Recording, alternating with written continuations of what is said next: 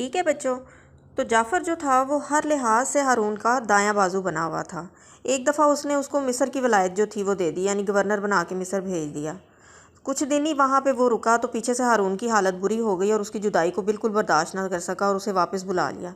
अब ये देखिए कितनी बड़ी उसकी बात है कि वो उसके बगैर रह ही नहीं सका, उसकी जुदाई बर्दाश्त नहीं कर सका और उसे वापस बुला लिया। फिर वो हमेशा दारुल हुकूमत में हारून रशीद के पास ही मौजूद रहा और उन इलाक़ों का इंतज़ाम सब उसी के मातहत था और वो उसके नायब जो थे वो सरअंजाम देते रहे। अब जो शहज़ादा है मामून, ये शहज़ादे मामून का तालीक भी वही था, यानी कि जाफ़र।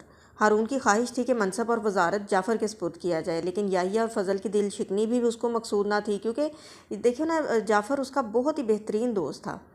तो लेकिन साथ साथ उसके भाई का और बाप का भी ख्याल था। चुनाचा उसने याहिया बरमकी को लिखा कि मुनासिब मालूम होता है कि खिलाफत की अंगूठी आपके दाएं हाथ से बाएं हाथ में मुंतकिल कर दी जाए, यानी कि उसको बातों बातों में ये कह रहा है कि आप अब बूढ़े हो चुके हैं और अब आपकी जो जिम्मेदारियां हैं वो अब आपके बेटों को संभाल लेनी चाहिए।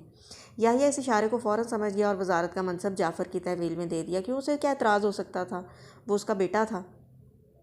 याहिया के अगरचे और भी बेटे थे, लेकिन जो शोहरत इनको हासिल हुई है, जाफ़र को और फ़ज़ल को, वो किसी और को हासिल नहीं हुई। जाफ़र ने इस कदर अरूज पाया कि खलीफा उसके सामने बिल्कुल कठपुतली दिखाई देता। उसने 2 करोड़ दिरहम खर्च करके बगदाद में अपना आलीशान महल तामीर कराया, जो फ़न तामीर का शाहकार था।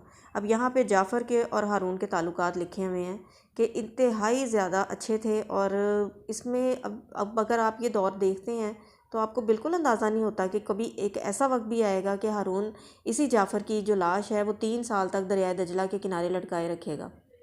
तो वो क्या मतलब चीज़ें हैं, आप असबाब इनके ज़वाल के पढ़ चुके हैं। अभी हम इनकी खिदमत और इनके वो ताल्लुकात ही पढ़ रहे हैं कि जो मतलब ब्राह्मका ने किस तरह से हारून रशीद के दौर को सुनहरी दौर बनाया। इसके अलावा इनकी ओवरऑल खिदमत क्या थी। अब यहाँ पे ब्राह्मका की खिदमत लिखी हुई हैं। इनमें तकरीबन तमाम चीज़ें वही हैं जो पहले हमने चीज़ा चीज़ा ज़िक्र कर दी हैं। ये आप अब इसको ख़ुद पढ़ लें और मतलब यहाँ पे उनके बारे में, उनकी सकाफ़त के बारे में, उनकी रिवायात के बारे में, उनके कह लें कि त्यौहारों के बारे में बताया गया, उनकी रिहाइश गाहों के बारे में बताया गया है कि किस तरह से रहते थे, किस तरह का खाना पीना था। और बेहतरीन फ़ौजी जर्नैल थे, बेहतरीन मुस्तकिल मिजाज इंसान थे, हर लिहाज से कम परफेक्ट थे। बस एक सरकशी का जो अंसर था वो उनके अंदर पैदा हो गया था कि खलीफा को भी एंड पे बॉदर नहीं करते थे। जो काम करना होता था अपनी मर्ज़ी से कर जाया करते थे और खलीफा को कानो कान ख़बर नहीं होने देते थे। खलीफा आखिरकार खलीफा ही होता है और जब लोग बिल्कुल अपनी हदूद पार कर जाते हैं तो फिर वहाँ से खलीफा की हदूद शुरू हो जाती है। और बहुत सारे लोग जो इनके दरमियान में इनके ख़िलाफ़ थे, उन्होंने अपना जब काम कर दिया, जिसमें फ़ज़ल बिन रबी सर फ़हरिस्त था। फ़ज़ल बिन रबी इनको पसंद नहीं करता था, ये फ़ज़ल बिन रबी को पसंद नहीं करते थे। आखिरकार ये हुआ कि फ़ज़ल बिन रबी जीत गया और हारून रशीद को इनके ख़िलाफ़ कम्प्लीटली भड़काने में कामयाब रहा और आखिरकार ये लोग अपने अंजाम को पहुँचे। ठीक है बच्चों, तो आपने इनकी खिदमत भी पढ़ लेनी है अच्छे तरीके से और इनकी सारी पर्सनैलिटी का तारुफ हासिल कर लेना है, ताकि आपको जो ज़वाल के असबाब आपने पहले पढ़ लिए हैं वो याद करने में आसानी हो जाए। ठीक है, तो ये आपका मेन क्वेश्चन जो था वो ज़वाल के असबाब था, ये उनका थोड़ा सा इनकी खिदमत थी और पर्सनैलिटी का तारुफ था। ये भी आपने जो है वो पहले आपने ये पढ़ना है। ये तकरीबन आपका 113 पेज से शुरू होता है कि ब्राह्मका कौन थे।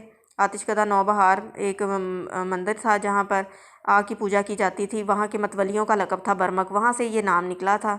और बाकी तारीख़ खामोश है कि ये बहुत कदीम पुराने जो मौरख़ हैं वो समझ नहीं पाए कि ये कहाँ से मतलब इनका ये नाम शुरू हुआ था। लेकिन बहरहाल जो इतलात हिस्ट्री हमें देती है वो यही है कि आतिशकदा नौबहार के मतवलियों का ये लक़ब था।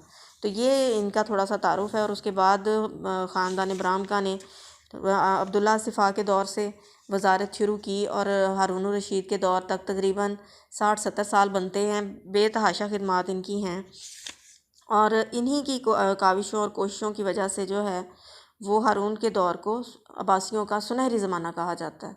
तो वो इंशाल्लाह अब नेक्स्ट टॉपिक हमारा वही है कि हारून रशीद के दौर को सुनहरी ज़माना क्यों कहा जाता है, वो इंशाल्लाह अब हम कल पढ़ेंगे। इसको आप अच्छी तरह से याद कर लें। और जो मेन आपका क्वेश्चन है लॉन्ग, वो अब्बासियों की ब्राह्मका की ज़वाल के असबाब हैं। ठीक है।